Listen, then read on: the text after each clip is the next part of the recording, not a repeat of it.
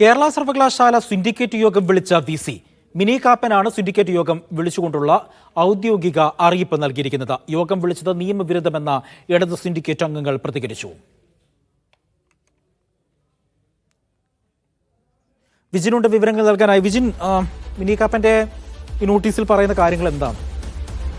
ഈ 2 മാസത്തിലൊരിക്കൽ സിൻഡിക്കേറ്റ് യോഗം ചേരണം എന്നുള്ളതാണ് കേരള സർവകലാശാലയുടെ ബൈലോ പ്രകാരം പറയുന്നത്. നേരത്തെ തന്നെ ഈ കാലാവധി അവസാനിച്ചു എന്ന് സിൻഡിക്കേറ്റ് അംഗങ്ങൾ വ്യക്തമാക്കുകയും ചെയ്യുന്നുണ്ടായിരുന്നു. പക്ഷേ ഒരു സ്പെഷ്യൽ സിൻഡിക്കേറ്റ് യോഗം വിളിച്ചതിന്റെ ആ കണക്ക് വെച്ചാണ് നിലവിൽ VC 6-ാം തീയതിക്ക് മുന്നിൽ സെപ്റ്റംബർ 6-ന് മുമ്പ് മാത്രം സിൻഡിക്കേറ്റ് യോഗം വിളിച്ചു ചേർത്താൽ മതിയെന്ന തീരുമാനവും അത്തരം ഒരു നിർബന്ധവും എടുത്തത്. എന്തായാലും സിൻഡിക്കേറ്റ് തീരുമാനം മറികടന്നായിരുന്നു ഈ നീക്കം. അതിന് തുടർച്ചയായിട്ടാണ് ഇപ്പോൾ മിനി കാപ്പൻ സിൻഡിക്കേറ്റ് യോഗം ചേരാനുള്ള കത്ത് അത് സിൻഡിക്കേറ്റ് അംഗങ്ങൾക്ക് നൽകിയിരിക്കുന്നത്. പക്ഷേ ഇടത് സിൻഡിക്കേറ്റ് അംഗങ്ങൾ വ്യക്തമാക്കുന്നത് മിനി കാപ്പൻ രജിസ്ട്രാർ അല്ല, രജിസ്ട്രാറിന്റെ ചുമതലയുമില്ല. അതുകൊണ്ട് തന്നെ അവർ ഈ സിൻഡിക്കേറ്റ് യോഗം വിളിക്കാൻ ഇപ്പോൾ നൽകിയിരിക്കുന്ന കത്ത് അത് നിയമവിരുദ്ധമാണ് എന്നുള്ളതാണ് അവർ വ്യക്തമാക്കുന്നത്. എന്തായാലും സിൻഡിക്കേറ്റ് യോഗം ഈ 2-ാം തീയതി വിളിച്ചു ചേർക്കാൻ തീരുമാനിച്ചിട്ടുണ്ടെങ്കിലും പക്ഷേ അത് നടക്കുമോ എന്ന കാര്യത്തിൽ ഇപ്പോഴും സംശയമുണ്ട്. കാരണം ഭൂരിപക്ഷം ഇടത് സിൻഡിക്കേറ്റ് അംഗങ്ങളാണ് ഉള്ളത്. അവർ സിൻഡിക്കേറ്റ് ബഹിഷ്കരിക്കുകയാണെങ്കിൽ സ്വാഭാവികമായും കോറം ചെയ്യാതെ സിൻഡിക്കേറ്റ് യോഗം പിരിയാനുള്ള സാധ്യതയാണ് നിലവിൽ കാണുന്നത്.